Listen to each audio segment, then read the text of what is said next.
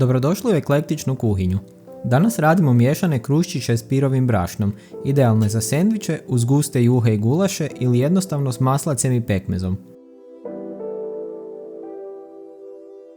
Prvo, uz dijelu dodamo 100 g pirovog brašna i prelijemo sa 150 ml kipuće vode.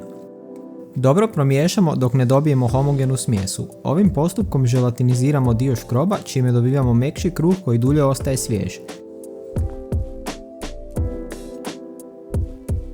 Pokrijemo smjesu plastičnom folijom i ostavimo da se ohladi.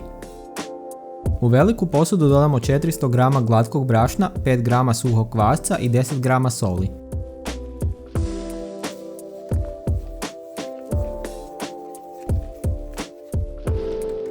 U 250 ml tople vode rastopimo jednu žličicu šećera ili ječmenog slada. Prelijemo preko brašna i dodamo ohlađenu pirovu smjesu. Miješamo kuhačom dok tijesto ne postane jednolično i više ne vidimo suho brašno.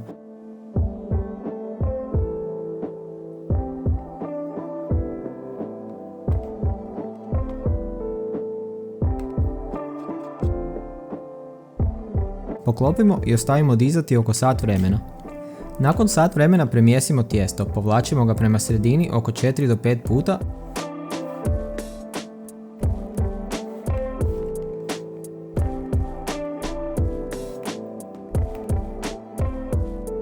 Zatim ga podižemo i presavijamo dok ne dobijemo glatku kuglu.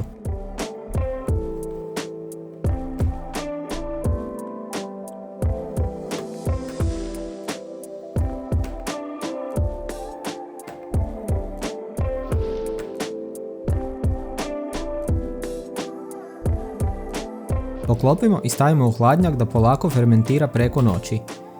Sljedeći dan izvadimo tijesto i ponovno premjesimo.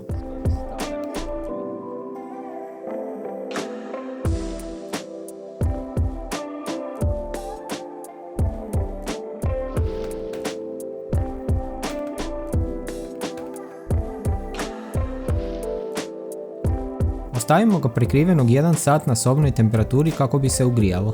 Lagano premjesimo tijesto kako bi bilo lakše za oblikovanje.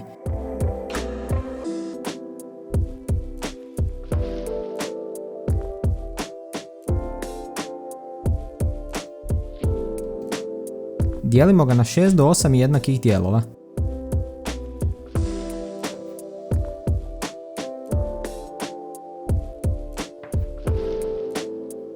Oblikujemo kruščiće tako da rubove tijesta povlačimo prema sredini.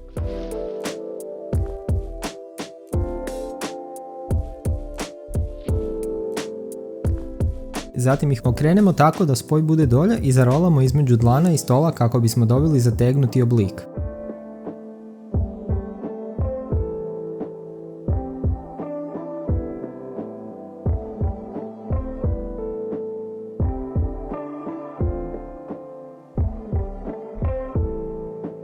Kruščiće stavljamo na pobrašnjeni papir za pečenje.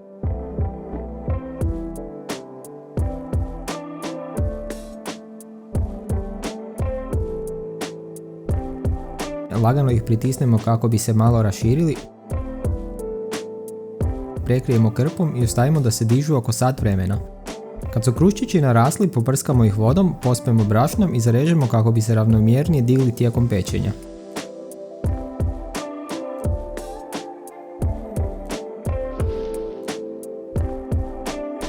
Pečemo u prethodno zagrijenoj pećnici na 225 stupnjeva 10 minuta, zatim smanjimo temperaturu na 200 stupnjeva i pečemo još 10 do 12 minuta. Izvadimo kruščiće i stavimo ih na rešetku da se hlade.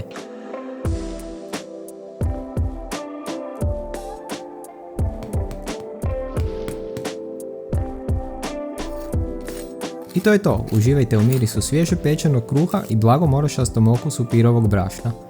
Ako vam se današnji recept svidio, ostavite like i pretplatite se na kanal za još ukusnih recepata. Dobar tek!